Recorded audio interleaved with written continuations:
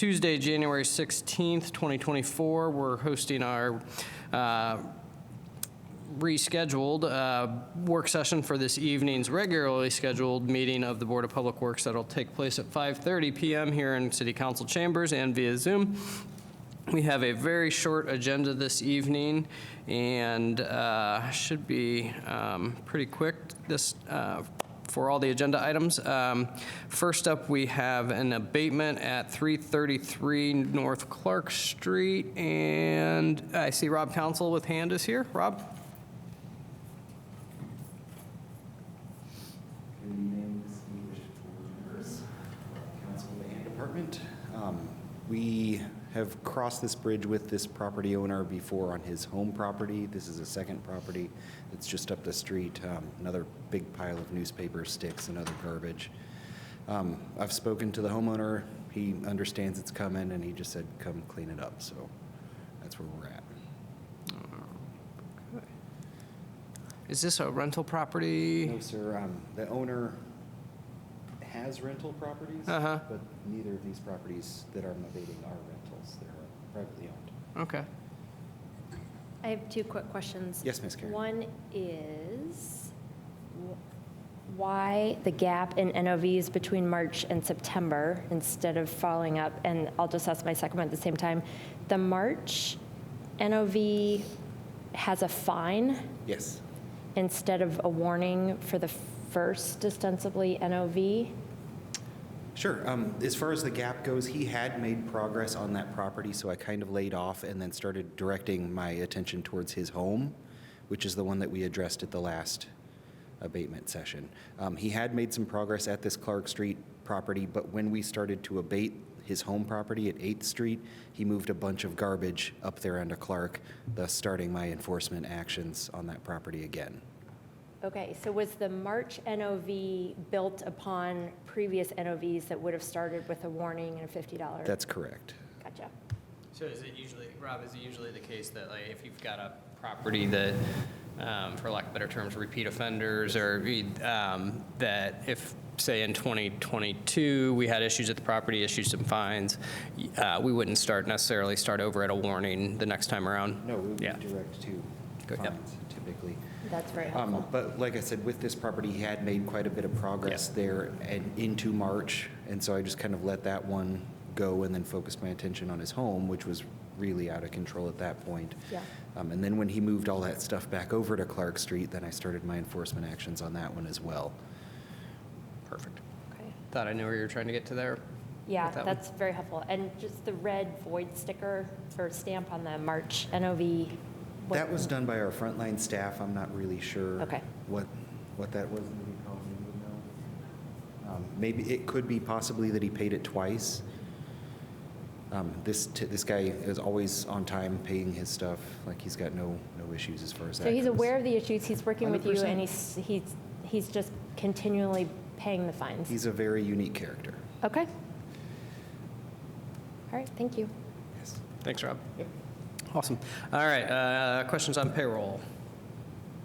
And then moving right in, Alex from Engineering's here for lane and sidewalk closure request from Steve's Roofing and Sheet Metal on East 19th Street. Hello, this is Alex from Engineering. So Steve's Roofing and Sheet Metal is actually working for the 19th and Dunn Street apartments that are being built in that corner.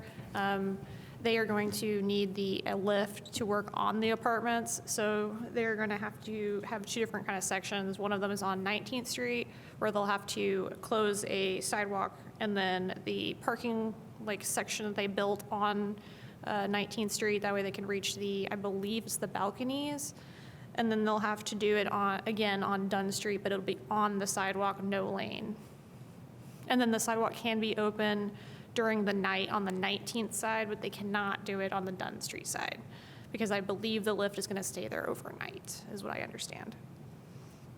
And then the days, they don't have the days planned yet because they were waiting to see when the approval could happen, but I can double check with them tonight or before the meeting to see if they have progress on that.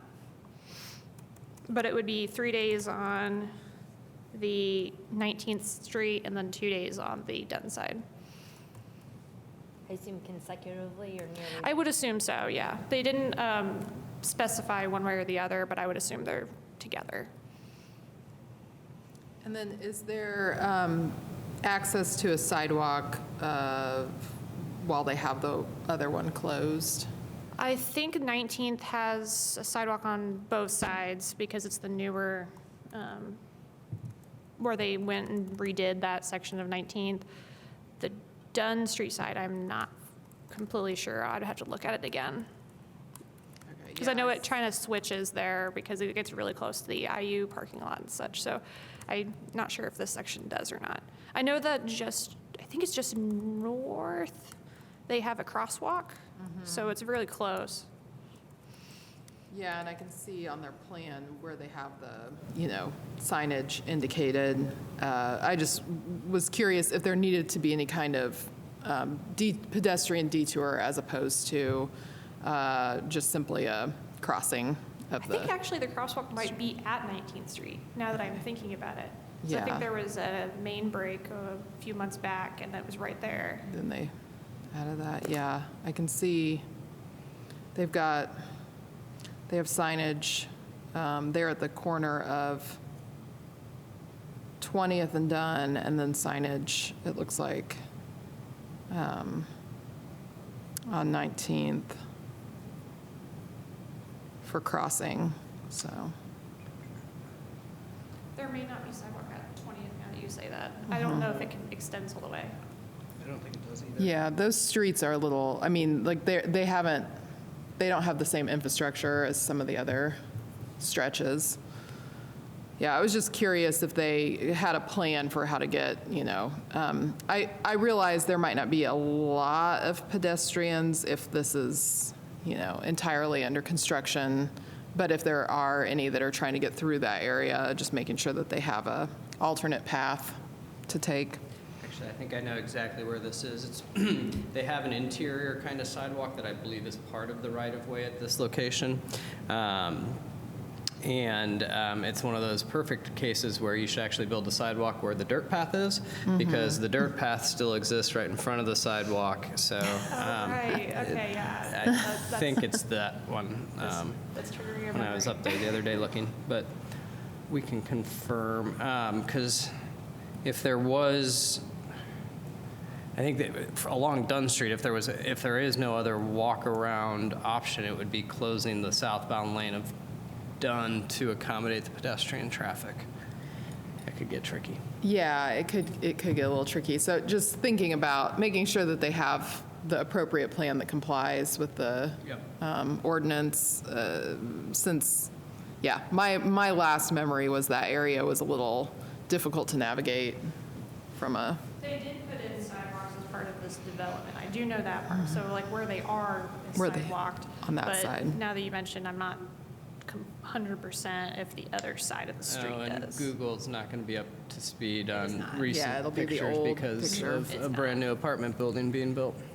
yeah. Well, that's something that we can, because this is on new business, so we would have the opportunity to ask if they're planning on attending the meeting. We can just confirm Yep. that they have that maintenance of traffic for the pedestrian traffic specifically.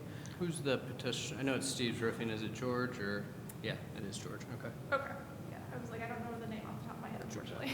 Do we know if he's planning to attend? That's what I was going to say. Can you, if, I'll double check with them. reach out to George Shermer, I believe, is the owner of Steve's Roofing, and so yeah, if you could just make sure he's able to attend or ask that question in advance, how they're handling the pedestrians there.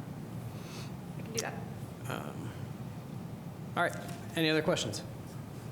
All right. Next up, we have a contract with Ancris LLC for engineering department office remodel. So Adam Wason on behalf of JD Abora. This is one where we sought out a couple quotes for work to build out. The engineering department has some new staff positions, and we're getting creative with adapting some space within City Hall. So there was a printer room and storage room between kind of planning and hand space and the engineering space. So we're going to do a small office space renovation here that would rearrange some walls and accommodate a couple cubicles. So we asked for 3 quotes. We only got 2 that actually responded. Ancrus at $8,671.40. True North Construction at $11,400. We're going to recommend Ancrus for that, for this. And in the past, Elizabeth has recused herself on Ancrus contracts because, out of an abundance of caution, because she and her family have used that company for some things at your home. Tell me if I say anything wrong here as I explain this. So when that first came up last year, we checked with city legal. They said she doesn't need to recuse herself. She can just disclose that she has used them in prior business relationship, for lack of better terms, and but there's nothing that actually precludes you from voting on these. As you can see, we still only have 2 board members, and so if Elizabeth were to recuse, we would punt this to the next meeting. We've double-checked with legal again. There is no issue for her to actually vote on this item, but if so we are asking that if you're comfortable with it, to make a disclosure statement, just that you have used them personally, but that you would be voting on the items to not hold them up for a couple weeks. So, with that said, happy to answer any questions on this project. I didn't figure there'd be many questions on this. It's pretty simple. Next up, we have another, this is an amendment number 1 to the contract with Ancrus for kitchen renovation at Fire Station number 2. So this is additional work in the amount of $5,112.70 to bring the total project to $70,087.70. So as part of the renovation, one of the existing walls was to be removed and relocated. During the removal of the wall, they discovered 4 conduits running floor to ceiling. The conduits and the wiring they contain will have to be rerouted. So it actually is pretty considerable removal of drywall. They got to drill into the floors and have electricians actually perform the rerouting of the work. So this is change order number 1 on the Fire Station number 2 kitchen renovation project. Happy to answer any questions. And just quick follow-up. These are the things you find when you take down walls and remodel buildings that were built some time ago. So, yeah.